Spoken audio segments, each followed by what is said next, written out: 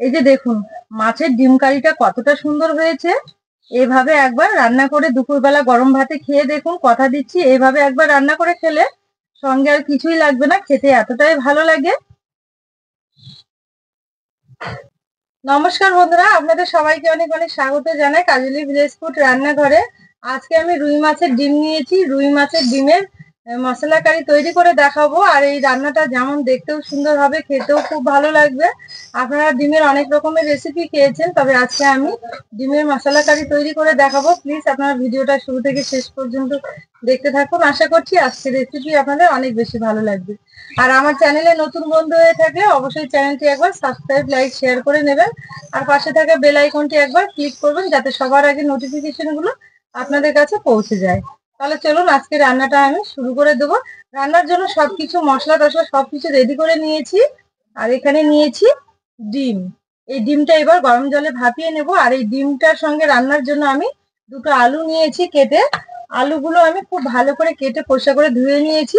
আর এইভাবে একটু ডুমো ডুমো করে কেটে নিয়েছি। এবার উনুন জেলে রান্না শুরু করে দেবো। উনুন জেলে কড়াই বসিয়ে দিয়েছি। এবার ডিমগুলো একটু গরম জলে ভাপিয়ে নেব। তার জন্য কড়াইয়ে 1 গ্লাস জল দিয়ে দেবো। এবার জলের মধ্যে 1/2 চামচ লবণ দেব, আর দেবো একটু হলুদ গুঁড়ো।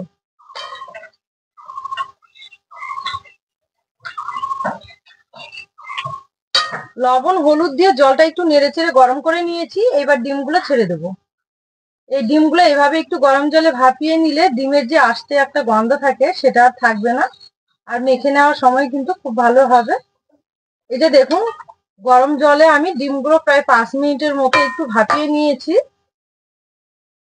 আর খুব সুন্দর হয়েছে। এবার জল থেকে ছেঁকে তুলে নেব। আপনারা মাছের ডিমের কোনো রান্না করলে অবশ্যই এভাবে একটু গরম জলে ভাপিয়ে নেবেন, দেখবেন ডিমের যে আষ্টে গন্ধটা থাকে সেটা আর কিন্তু থাকবেই না। এবার ডিমটা এইদিকে একটু ঠান্ডা হতে থাক, কারণ গরম ডিম মেখে নেওয়া যাবে না। আর ওইদিকে রান্নার জন্য আলুগুলো ভেজে নেব। আলুগুলো ভেজে নেওয়ার জন্য কড়াইয়ে সর্ষের তেল দেব।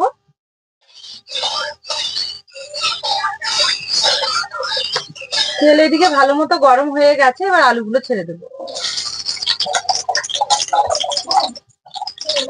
আলুগুলো ভেজে নেওয়ার জন্য সামান্য একটু লবণ দেবো, আর দেবো একটু হলুদ গুঁড়ো। এবার নেড়ে চেড়ে আলুগুলো খুব ভালো করে ভেজে নেব। এবার আলুটা এদিকে ভাজা হতে থাক, ডিমগুলো ঠান্ডা হয়ে গেছে। এবার একটু মেখে নেব। ডিমগুলো মেখে নেওয়ার জন্য দেব একটা পেঁয়াজ কুচি। এবার দেবো 1 চামচ আদা রসুন বাটা, আর দেবো একটু কাঁচা লঙ্কা কুচি। এবার দেবো স্বাদ মতো লবণ। আগে আমি লবণ দিয়েছিলাম, তার জন্য স্বাদ অনুযায়ী কিন্তু লবণ দিতে দেবো। অল্প একটু হলুদ গুঁড়ো, আর দেবো 3 চামচ বেসন। এবার সবকিছু একসঙ্গে ভালো করে মেখে নেব। ডিমগুলো কিন্তু একদম পুরোপুরি সেদ্ধ হয়ে যায়নি, ভেতরে অনেকটা কাঁচা আছে।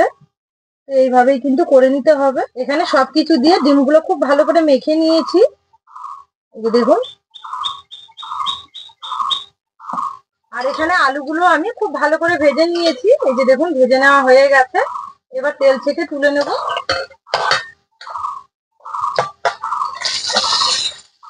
এবার আলু ভাজার তেলেই আমি বড়াগুলো ছোট ছোট করে ভেজে নেব।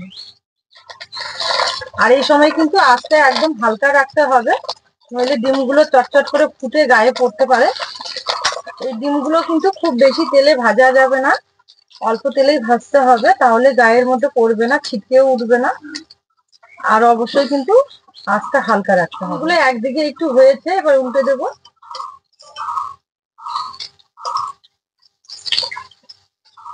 যেগুলো আগে তেলের মধ্যে ছেড়ে দিয়েছি সেগুলোই আগে উল্টে দিতে হবে।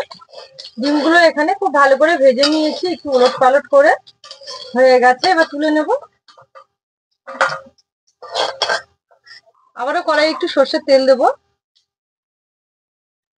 বাকি ডিমগুলো একইভাবে ভেজে নেব।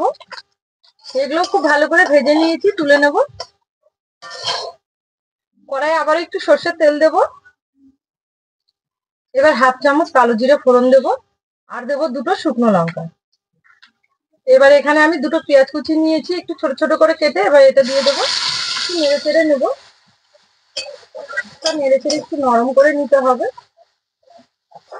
এই যে দেখুন 2 মিনিট নেড়েচেড়ে পেঁয়াজটা আমি একটু নরম করে নিয়েছি। এবার এর মধ্যে দেব আদা রসুন বাটা। রসুন বাটা দেওয়ার পরে একটু নেড়েচেড়ে নেবো আদা রসুনের কাঁচা গন্ধটা যাওয়া অব্দি। কাঁচা লঙ্কা, শুকনো লঙ্কা বাটা। এবার দেবো 1/2 চামচ জিরে গুঁড়ো, দেবো 1 চামচ ধনে গুঁড়ো। কিছু ভালো করে নেড়েচেড়ে নেবো। এবার দেবো 1/2 চামচ কাশ্মীরি লঙ্কার গুঁড়ো। দেওয়ার পর ভালো করে আবারও নেড়েচেড়ে নেবো। এবার দেবো 2টো টমেটো বাটা। টমেটো বাটা দেওয়ার পরে একটু নেড়েচেড়ে নেবো। দেবো স্বাদ মতো লবণ, আর দেবো পরিমাণ মতো হলুদ গুঁড়ো।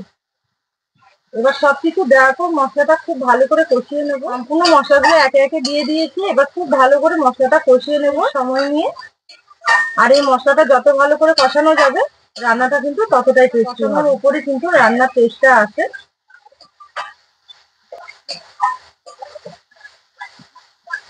এখানে আমি মশলাটা প্রায় 5 মিনিটের মতো খুব ভালো করে কষিয়ে নিয়েছি। মশলা থেকে তেল ছেড়ে দিয়েছে। এই সময় আমি আগে থেকে ভেজে রাখা আলুগুলো দিয়ে দেবো। দেওয়ার পর মশলার সঙ্গে আলুগুলো আবার একটু নেড়ে চেড়ে কষিয়ে নেব। আলু দেওয়ার পর খুব ভালো করে কষিয়ে নিয়েছি। এবার আমি জল দিয়ে দেব, আর একটু জল দেবো, ডিম দিয়ে ফুটিয়ে নেব। এই যে দেখুন ঝোল এখানে আমি খুব ভালো করে টকবক করে ফুটিয়ে নিয়েছি। এই সময় আগে থেকে ভেজে রাখা মাছের ডিমগুলো দিয়ে দেবো। মাছের ডিমগুলো দেওয়ার পর আবার একটুখানি টাইম ফুটিয়ে নেব। এবার রান্নাটা আমার শেষের দিকে। এবার অল্প একটুখানি গরম মশলা দিয়ে দেবো। এই রান্নাতে অবশ্যই শেষের দিকে একটু গরম মশলা দেবেন, দেখবেন খেতে আরো ভালো লাগবে। গরম মশলা দেওয়ার পর একটুখানি নেড়ে চেড়ে নামিয়ে নেব। আর দেখুন রান্নাটা কতটা সুন্দর হয়েছে। গ্রেভিটা দেখুন অনেকটা ঘন হয়ে এসেছে। এবার নামিয়ে নেব।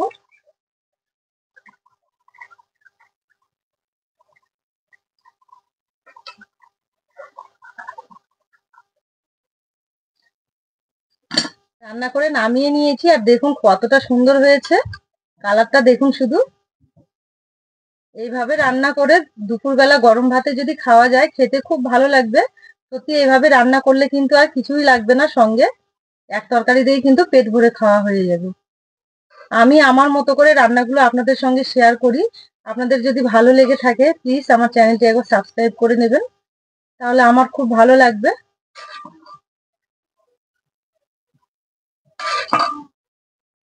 আজকে আমি যেভাবে মাছের ডিম রান্না করেছি আপনারাও এইভাবে একবার রান্না করে দেখুন। কথা দিচ্ছি এইভাবে রান্না করলে বাড়ির সকলেই খেয়ে খুবই প্রশংসা করবে, আর খেতে সত্যিই খুব ভালো লাগে। রেসিপিটি আপনাদের অনেক বেশি ভালো লেগেছে, আর ভালো লেগে থাকলে অবশ্যই অনেক অনেক বন্ধুদের সঙ্গে শেয়ার করবেন।